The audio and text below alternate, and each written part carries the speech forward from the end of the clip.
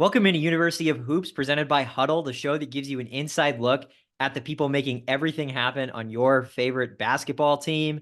This episode is sponsored by Hudl. Command the court with the Hudl Pro Suite and Hudl Instat. Want to dominate the court like never before? The Hudl Pro Suite is your secret weapon. From game film analysis to advanced statistics, we've got everything you need to take your game to new heights.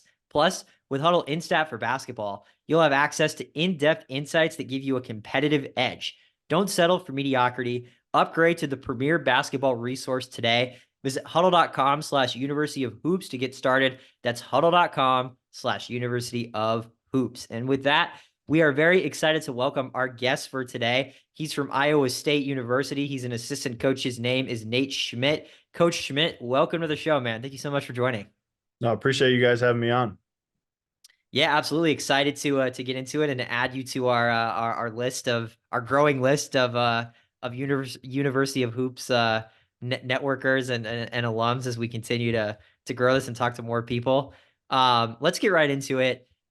You have a very unique background at various levels, but I want to start where you are right now just to give people a better sense of what your day-to-day is like at the moment.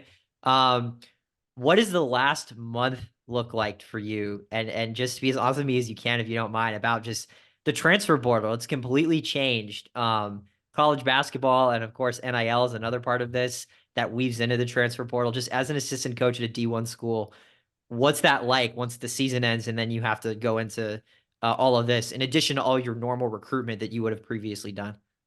Yeah, it's definitely a little crazy. Even for us, we were getting ready to play in a Sweet 16 game, and we're doing a Zoom with transfers, and we're on the phone with them. And so even with the portal opening, when the NCAA tournament starts, we had just won a Big 12 title, done selection Sunday, and then we're balancing getting ready for NCAA tournament game while also just trying to keep up with the portal. And thankfully we have a great staff with some younger guys that kind of dove into the portal stuff so we could focus on our current team and finishing it out. But it's definitely a little crazy because as soon as our season ended, we were trying to set up visits with transfers and doing Zooms, and it definitely never stops. What is obviously we're in mid-May, like late May right now. Summer coming up pretty soon here. What does the summer look like for you guys? And yeah, just like the next couple months really. Yeah, our guys had a nice little break in May. They probably had about 3 weeks to go home, relax, and then they'll all come back the first week of June, and then we'll start our 8 week summer session there. So for us, all of the coaches, we're getting ready to go out live period this weekend. Outside of that, get a little time to relax and kind of regroup. And coaching wise, we're kind of figuring out what we liked, what we didn't like from this past year, trying to figure out what we're going to do this upcoming season as far as some X's and O's and some schemes, and with our new group of guys, how that will look. But once June hits, we're in our 8 week session and we're full go with our guys. What about during the season? I know again, we're in the off season right now, but just to give people a window into what it's like when the Cyclones are in March Madness or you're in your conference tournament or in conference play, like what do those days look like? Yeah, it's definitely a ton of film. We use Sports Code every single day as far as just watching it, whether it's a quick team edit, whether it's individual film. We probably try to watch as much individual film as possible. So it's creating a lot of different edits for guys, with all the different coaches, offense, defensive coaches, the player development coaches as well. So definitely a lot of film.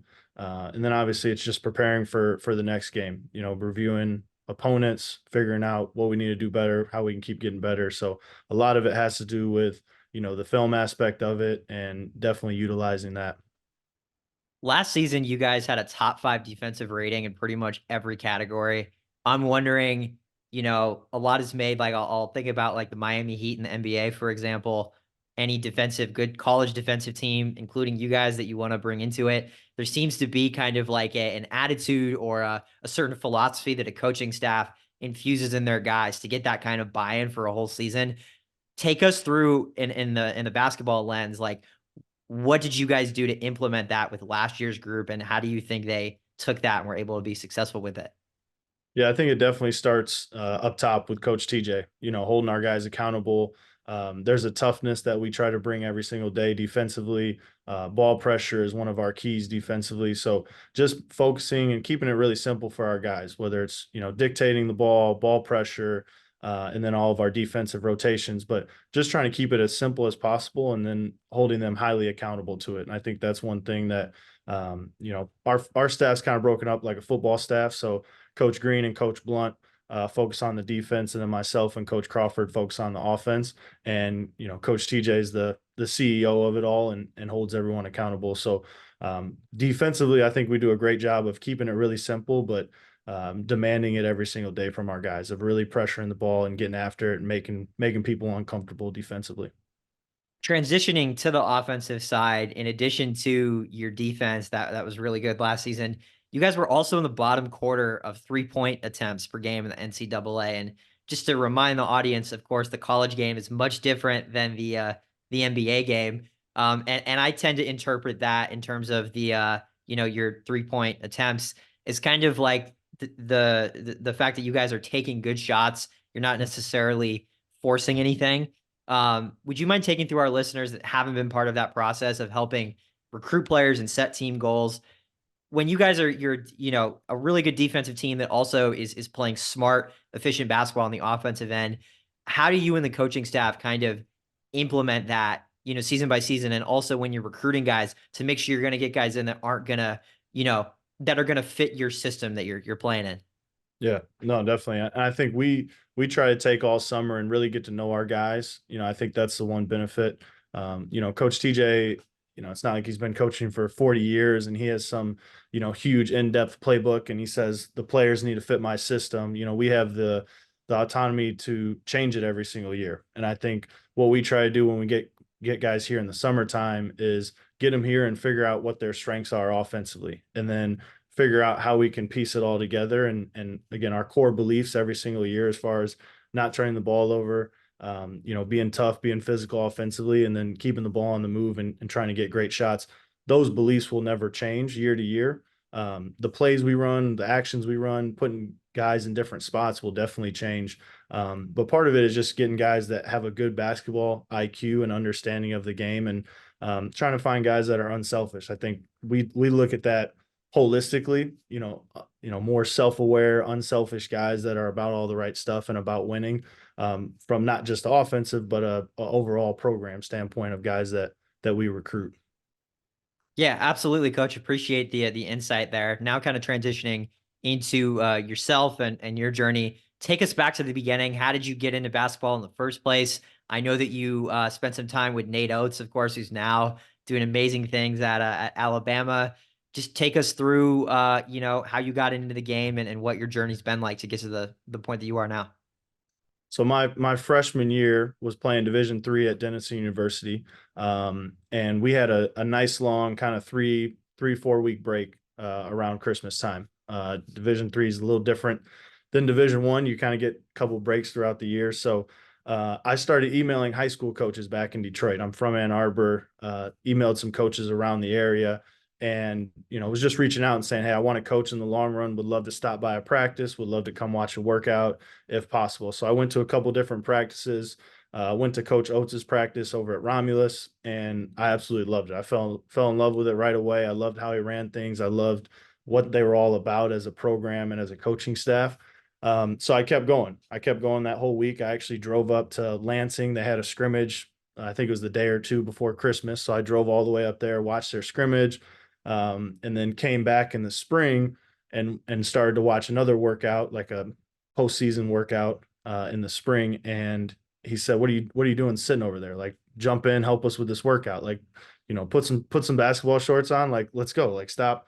I'm tired. Basically, like, he was like, I'm tired of you coming watching all these workouts. Like, jump in, let's go. Like, we need your help. So that's kind of how it all started. And that's, thankfully I actually still have the Facebook message that I sent to Nate Oates, asking if I could come and watch his team's practice. But that's kind of how it all started for me. That was a connection with Oates, and started coaching there right away. And we did a ton of summer stuff, summer workouts, summer team camps. And then obviously, coached with him for 2 years there at Romulus. What's it like for you knowing, with that relationship you have, seeing him now doing what he's done, taking Alabama to a Final Four and to become like a nationally prominent program? It's been awesome. It's been awesome. I mean, it's definitely always been a dream of his, to jump to that Division 1 level. So it was cool seeing all the work that he put in at Romulus and how he really built that up to be one of the top high school programs in the country, before he went over to Buffalo. So it was cool to kind of see the inner workings, the day to day. I was, constantly driving back and helping him coach. And we had a lot of like weekend tournaments, so there was a lot of times where we'd play a Friday night game and have to play Saturday again. And I me and him would go to his house, go to his office, watch film till 1 or 2 in the morning. I'd sleep on his couch and then wake up the next morning, go right to practice. We ran a youth camp on Saturday morning, so run the camp, do shoot around, coach again Saturday night. And those were some great times. And again, he's an extremely intelligent basketball coach, but great person and extremely hard worker as well. So couldn't be more happy for him. Man, that's really, really cool. It's so awesome. And that's part of like what's been so cool about doing this show is we've talked to a lot of assistant coaches or GAs or video coordinators, what have you. And just like Nate Oates back in the day, a lot of you are going to be head coaches and beyond in the future. So it's so cool just to see how small the basketball world is and to see kind of like where people end Mhm. up and everything like that. Um, Transitioning, from your relationship with Nate to how you got involved to Iowa State. How did that happen? And yeah, take us through, your first step there and then and how you reached the assistant coach level. Yeah, so at the time, Coach TJ, who's our current head coach here, he was an assistant here at Iowa State, and him and Nate Oates had known each other, both being from Wisconsin. So we actually had a guy who's the head coach at Georgia Southern, Charlie Henry, who was a GA here at Iowa State, and he had gotten close with Fred and Oates. Charlie had worked for Oates a couple years before I did, so he was a Romulus assistant coach that went to Iowa State GA, and he had success and been promoted here at Iowa State. So there was mutual connections there with Oates. And I came out and worked camp here at Iowa State and was lucky enough to get the GA job out here. Got it. Very, very cool. I mean, in terms of just moving up the ladder at Iowa State, I'm sure there are a lot of people that watch our show that are GAs that want to become assistant coaches. What's your advice for making that climb up the ladder? Yeah, I think in our business there's a lot of people that they try to build 100 relationships or 100 connections and not have very in-depth ones. And for me, you could look at my whole career and every job that I've had, and either Nate Oates or TJ Otzelberger has been directly involved in helping me get the job or the connection to the job. So for me, I tried to build extremely good relationships and deep relationships with some really good people in the business. And I kind of looked at it as I'd rather have 5 people that are really in my corner than have 100 people that might step a foot in my corner and might maybe make a call. So I would say I've definitely tried to kind of keep my circle tight. And obviously there's a piece of networking, but I think if you can build, some real relationships with people that are moving up in the business, those can take you a lot longer than, just one person you met quickly at the Final Four for 5 minutes. Got it. Makes sense. And one thing that you highlighted there was, obviously you started as a GA at Iowa State, and then I know you went to JUCO, and then you spent some time in the NBA G League as well. Ended up back at Iowa State, so that kind of speaks to the advice that you just gave. But yeah, take people through what it was like at the JUCO level, excuse me, and then being with the Wisconsin Herd in the NBA G League. Yeah, so I got done. I did 3 years here at Iowa State. My first two as GA, and my last one was player development. And then, again, I was probably young, probably had a big ego, probably thought my next step was, a high major video coordinator or another player development role or whatever it may be. And sitting down and talking with Coach TJ and Coach Robinson, who's now at Cleveland State, they both were like, go to JUCO, get recruiting experience, build a lot of those connections and be around some really good players. So went junior college for 2 years, had a great experience there. It was really good from a recruiting standpoint both ways. You're recruiting high school guys to come, but also you're connecting with the college coaches about your current players that they could be potentially recruiting throughout the year. So that was huge for me. Did that for 2 years, and then did some individual NBA training with George Niang and a handful of other guys that have worked at Iowa State throughout that off season, and then was fortunate enough to get a G League assistant coach, video coordinator job with this Wisconsin Herd with Chase Buford. So kind of went JUCO, was able to get some recruiting experience.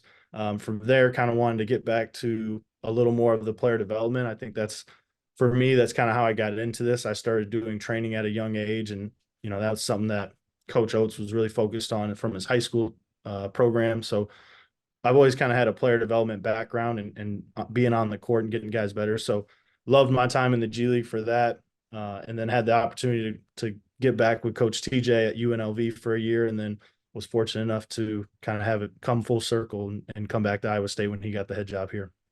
So you mentioned the player development side. Who are some of your favorite guys that you've worked with throughout the years? And then you mentioned George Niang. And yeah, what are some of your favorite memories from developing guys through the years?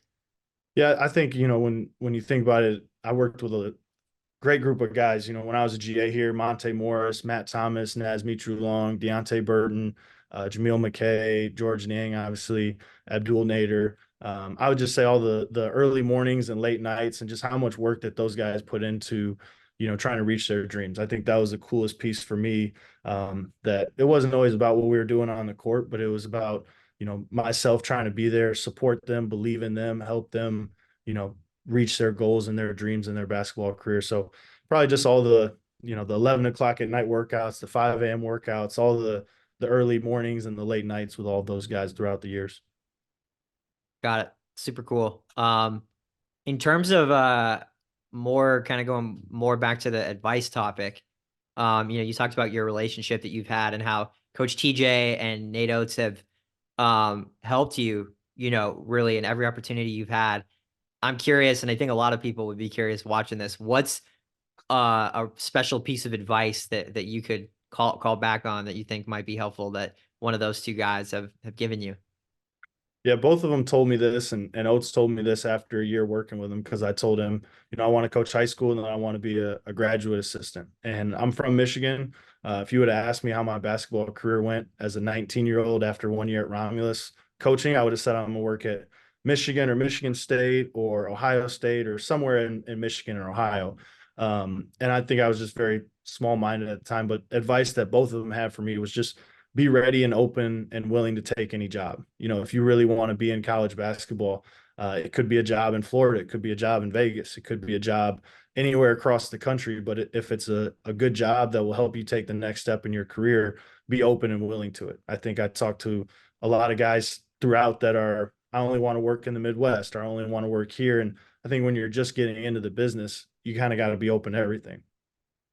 What's your best overall piece of advice that you would give based on your experiences to somebody that wants to get into this wild world of basketball? Yeah, I would probably say that the timing is never right. Like I think we all come into this with a plan of how this is going to look and where we're going to coach and what our next step is. And I think, just understanding that the timing is probably never going to be perfect. And you got to kind of just take it day by day, year by year, and you got to take advantage of the opportunities that present itself. And, I think in this business, it's hard to plan out. If you would ask me how my career went, I'd probably be like, I'd go to Iowa State and I'd come back and, be the video coordinator at Michigan, or, come back to Michigan or Ohio. And I think, my journey's taken me all over the country. I never thought that I'd live in Iowa for 8 years, and I moved to Florida, and I lived in Oshkosh, Wisconsin, and Las Vegas. And, I've traveled all over the country. And, I think it's the openness to just taking advantage of the opportunities that present itself, and knowing that the timing might not be perfect. You might really want, this job over here, but this other job presents itself, and, you got to kind of take it, as it comes. Moving on to our sponsor question here. How has Hudl helped you and how have their products helped you throughout your different stops and even you can, talk about anything that you guys use at Iowa State. Yeah, just kind of walk us through how Hudl and their products have helped you along the way. Yeah, we use as an entire staff, we use Sports Code and Studio, probably hours every single day. throughout our entire staff. So we use that every single day, whether it's, putting edits together for our guys, whether it's individual team edits, whatever it may be. But definitely have been using Studio a ton more this year, just using all the effects that they have available. We also use Hudl Recruit a ton, just recording videos and pulling videos for all of the recruits, all of our high school guys that we're watching. It makes it super easy to, grab it, put it in edits, sort it, and then get it to all the assistant coaches so they can see that. And then we've also been using Instat as well. I think it's a great tool that really organizes clips and makes it easy to, find very specific clips in a very short amount of time. I'm curious, Coach, what is something, and this is something that we ask everybody, no matter like if they're on the coaching side, in the front office, in the video room, whatever the case is, and we'll stick to coaching here, obviously, with your forte here. What's something that people should know about coaching before they get into it? And you mentioned, the travel and being open-minded, but is there anything else that you think would be helpful for people to know? Yeah, I think probably just coming into it with a mindset of it's a little less about the X's and O's and it's more about the people and the relationships that you build and helping the players, grow and evolve both on and off the court. I think, young me probably coming into us thought it was all about having the best plays and having the best workouts and having the best drills. And I think you get older and you realize it's really about the relationships as a staff, as a program, the relationships with the players and helping them reach their goals and dreams, both on and off the court. I think that's probably the biggest piece. Getting into this, I thought it was just about some plays and, have the best plays and steal the play from this world champion or this, NCAA champion. But it really comes down to the relationships that you build and, how you treat people. This is a tough business to stay in, Coach, and you've alluded to it, and everybody that we talk to on the show talks about the good and the bad parts about it. So, with the good and the bad, what's your why? What keeps you in it? Yeah, for me, I've was very fortunate growing up. I had two AAU coaches who, as people were phenomenal people. One of them was actually my football coach who transitioned into my basketball coach. So he'd even probably joke about he didn't really know too much about basketball, but him as a coach believing in me and just his ability to help me grow and get better and continue to push me. Those two guys were probably more instrumental than I'll ever know and helping me grow as a person and as a basketball player. So for me, it's just having that connection, helping young men, continue to grow, continue to reach their goals and dreams, and, continue to just be great people. Coach, what are your long-term aspirations and goals, especially now that you've been at Iowa State for a bit and you have these other experiences? Where does your long-term goals lie? Yeah, definitely love it here at Iowa State. I think what we've been able to build these last 3 years coming back here has been phenomenal. So definitely have the right foundation laid. Personally, I think hopefully that one day become a head coach in this business. But at the time for the time being, obviously love it here at Iowa State. Absolutely. What are some of the best parts about working for a team, would you say?